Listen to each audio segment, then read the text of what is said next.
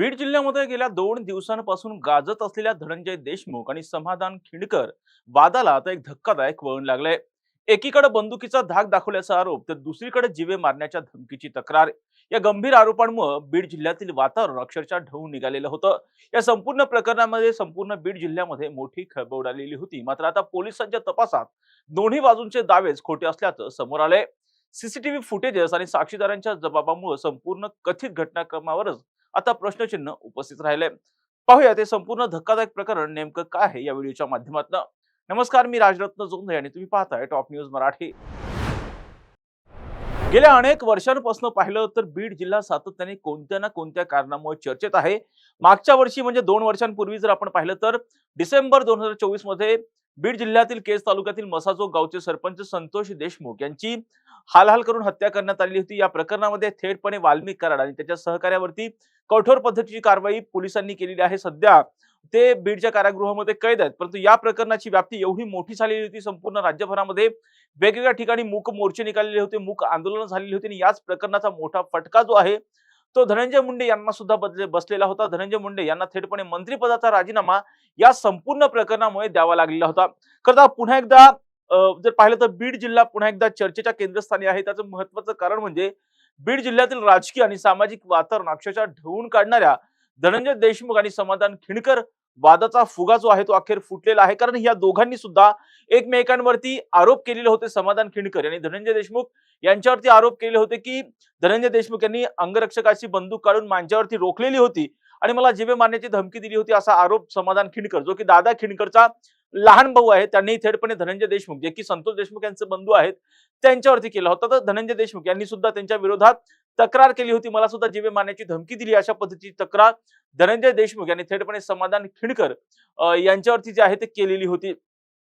कथा हे संपूर्ण प्रकरण पाहिल्याच्या नंतर अक्षरशः राज्यभरामध्ये खळबळ उडालेली होती। कारण धनंजय देशमुख यांच्या विरोधात बीडच्या ग्रामीण पोलीस स्थानकामध्ये जीवे मारण्याची धमकी दिल्याची तक्रार जी आहे थेटपणे जी आहे ती दाखल केली होती। या सगळ्या आरोपानंतर पोलिसांनी तात्काळ ज्यावेळेस समाधान खिंडकर यांनी धनंजय देशमुख यांच्यावरती आरोप केले त्यावेळेस तात्काळ पोलिसांनी या प्रकरणामध्ये जो आहे तो गुन्हा दाखल केला होता। मात्र त्यानंतर धनंजय देशमुख यांनी जो सगळा पाहिलं तर धनंजय देशमुख यांनी सुद्धा या प्रकरणामध्ये पलटवार केल्याचं चित्र जे आहे ते पाहायला मिळालेलं होतं।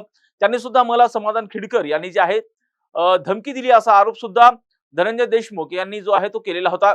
या परस्पर विरोधी आरोपांमुळे बीड जिल्ह्यामधील वातावरण अक्षरशः ढवळून निघालेलं होतं।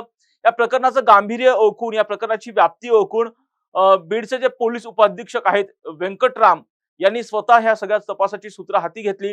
हॉटेल परिसरामध्ये हॉटेल परिसरातील आणि संबंधित ठिकाणावरील जे सीसीटीव्ही फुटेजेस आहेत पोलिसांनी तपासले।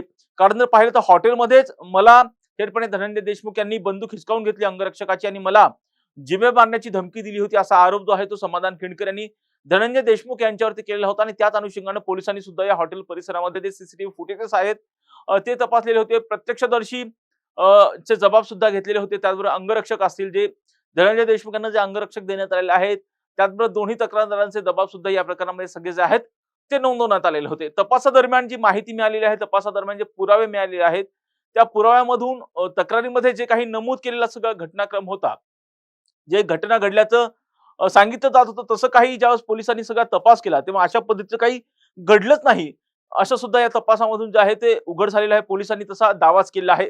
पोलिसांनी जी माहिती दिलेली आहे त्या माहितीनुसार जर पाहिलं तर कथित बंदूक दाखवण्याचा जो प्रकार असो किंवा जीवे मारण्याच्या धमकीचा आरोप जो असो, हे दोन्ही प्रकार जे आहेत ते दोन्ही बाजूंनी सांगितलेला जो घटनाक्रम आहे तो सीसीटीव्ही मध्ये काहीच झालेला नाहीये, त्याला कोणता आधारच नाहीये, अशी सुद्धा माहिती जी आहे ते पोलीस तपासामधून पुढे आलेली आहे। त्यामुळे समाधान खिंडकर यांनी यांची तक्रारच नव्हे तर धनंजय देशमुख यांनी जे माध्यमांसमोर आरोप केलेले होते ते सुद्धा आता संशयाच्या भोवऱ्यामध्ये सापडलेले आहेत।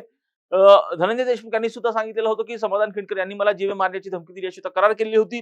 तर धनंजय देशमुख यांनी सुद्धा समाधान खिंडकर यांनी सुद्धा सांगितलं होतं की धनंजय देशमुख यांनी थेटपणे मला एका हॉटेलमध्ये माझ्यावरती अंगरक्षकाची बंदूक काढून माझ्यावरती रोखली होती आणि मला जीवे मारण्याची धमकी जी आहे ती दिली होती, असा आरोप धनंजय देशमुख यांनी केला होता।